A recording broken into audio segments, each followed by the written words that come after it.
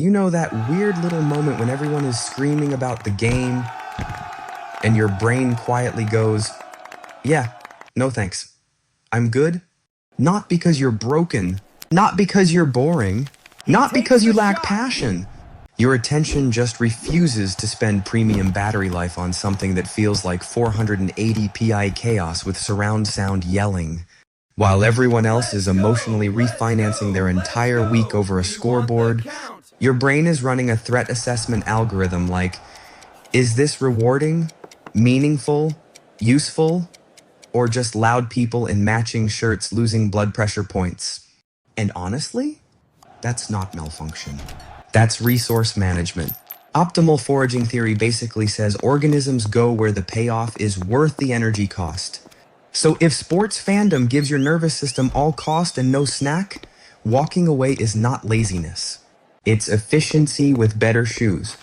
Because here's the part people conveniently ignore while acting like sports fandom is the default human operating system. Some people can sit in a packed bar, 6 screens flashing, everyone shouting statistics like medieval battle priests, and somehow feel alive. Good for them. Beautiful. May their dopamine parade continue. But for you, that same room might feel like your sensory gating system got fired and replaced by a raccoon with a tambourine. The whistles, the commercials, the sudden screaming, the tribal chanting. The emotional Wi-Fi router of the entire room overheating every 12 seconds. Your brain is not simply uninterested. It may be processing too much. People with higher sensory processing sensitivity don't just notice the obvious stuff. They catch the background noise, the facial shifts, the social pressure, the volume changes, the fake enthusiasm, the one person getting weirdly aggressive over a referee decision made 3 time zones away. So while everyone else is just watching the game, your nervous system is collecting environmental telemetry like it accidentally subscribed to the premium surveillance package. And that creates cognitive load. Not cute little I'm tired load. More like, your brain has 17 tabs open, 3 are playing audio, 1 is a gambling ad, and someone keeps yelling, "Bro, did you see that?" So no, your low sports investment is not a personality defect. It can be your attention system refusing to pour energy into a stimulus environment that leaks kinetic dissipation everywhere. Too much motion, too much noise, too much social performance, too little actual reward. And once that math is clear, the whole thing stops looking like avoidance. It starts looking like your nervous system saying, I have limited bandwidth, and I'm not spending it on decorative panic. Then there's the social layer, the part nobody wants to admit because it ruins the nachos. Sports fandom is rarely just about sports. It is identity, it is belonging, it is group ritual. It is grown adults saying we won while sitting on a couch in socks, contributing absolutely zero defensive pressure. And again, no judgment. Okay, light judgment. Because for some people, that shared identity feels warm, electric, meaningful. For you, it may feel like walking into a room where everyone agreed to pretend the costume is invisible, and you're the unlucky one with functioning eyesight. You're not only watching the game, you're decoding the performance around the game. Who is exaggerating? Who is using the team as a personality shortcut?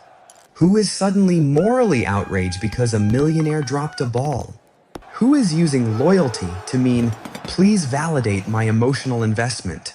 That is subtextual decoding. That is theory of mind doing push-ups in the corner while everyone else is busy yelling at a rectangle. And when your brain is tuned for high-fidelity signals, low-yield exchanges can feel painfully thin. The small talk, the forced rivalries, the same recycled arguments, the fake shock, the ceremonial suffering.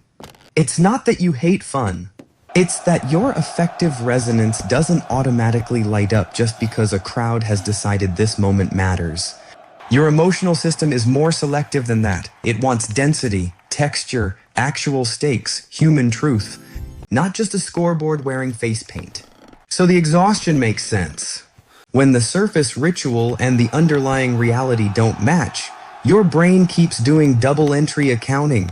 What they're saying, what they mean, what the group expects, what you actually feel. That friction burns energy, and eventually your attention drifts toward quieter places with richer information. A real conversation, a strange documentary, a private obsession, a niche rabbit hole at 1:13 a.m. that somehow has more emotional payoff than a championship parade. That's not being antisocial, that's refusing low-resolution belonging. Because your reward system may simply not be built for borrowed adrenaline. Some people need the external blast. The crowd, the countdown, the heroic music, the last-second shot, the emotional confetti cannon. Their dopamine gets delivered by the stadium truck. Yours may arrive quietly, like an introvert with excellent timing. You might get more reward from solving a weird problem, noticing a subtle pattern, finishing a private project, reading one paragraph that rearranges your whole brain, or sitting in silence long enough for your thoughts to stop acting like drunk pigeons. That is neurochemical autonomy.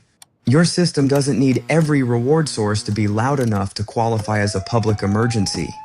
And this is where people get deeply confused. They assume low sports investment means low passion. No, it may mean your passion has better taste in furniture. Your brain may activate through lower stimulus environments because that is where abstract computation actually has room to stretch. Sports fandom often asks for fast emotional switching. Hope, rage, hope again, betrayal, commercial break, truck advertisement, more rage. For some nervous systems, that is exciting. For yours, it may feel like letting a toddler drive your dopamine axis. So the reward turns inward. Less scoreboard, more meaning. Less crowd ignition, more internal acceleration. Less did you see that play? More, I just connected 3 ideas, nobody around me even noticed. And that is not emptiness, that is a different reward economy. Then comes the empathy problem, because sometimes you're not even reacting to the sport. You're reacting to everyone reacting to the sport. Someone's disappointment hits the room, someone's aggression changes the air. Someone's joy gets too big and starts taking up emotional parking spaces. Someone acts like losing a playoff game is basically a small funeral with snacks. And your mirror system may start picking all of it up without asking permission. That is the annoying little tax of effective resonance. You don't just observe the room, you absorb the room. Congratulations, your nervous system came with unpaid internship duties. This is why sports environments can feel strangely exhausting even when nothing bad happens. Because the emotional telemetry is constant. Every gasp, every curse, every momentum swing. Every collective groan from people who, again, are not actually on the field. Your brain starts building predictive models. Who is about to get loud? Who is about to sulk? Who is about to make this everyone's problem?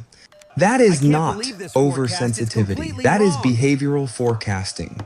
Effective contagion theory says emotions can spread through groups like bad office coffee. So if your system picks up emotional signals quickly, a sports crowd is not just atmosphere. It is a full-body weather event. And walking away from that storm is not arrogance. It is pressure management. At some point, the whole picture gets hilariously obvious. You are not failing to join the fun. You are selecting against an attention market that charges too much and pays you in noise. The normative loop says, care about the team, wear the colors, learn the stats, suffer on schedule, bond through ritual, repeat forever. Cute, very organized little hamster wheel. But self-determination theory is pretty clear that human motivation hits differently when autonomy, competence, and relatedness actually feel self-chosen.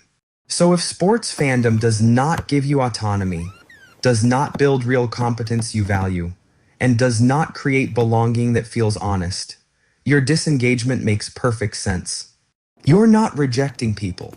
You're rejecting a subscription plan your nervous system never signed up for. And honestly, that is clean. That is sober.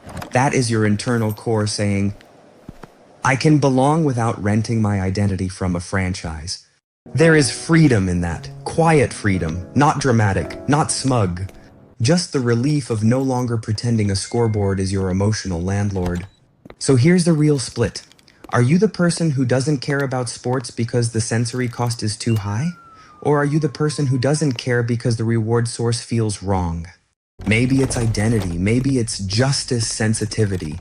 Maybe you can't emotionally invest in a system full of billionaire owners, tribal rage, gambling ads, and people acting like loyalty means never asking questions. Fair, that filter has a brain attached. Drop the version that fits you in the comments. Sensory overload, low reward, identity mismatch, or justice filter. Because the second you name the pattern, you stop being the person who doesn't get it.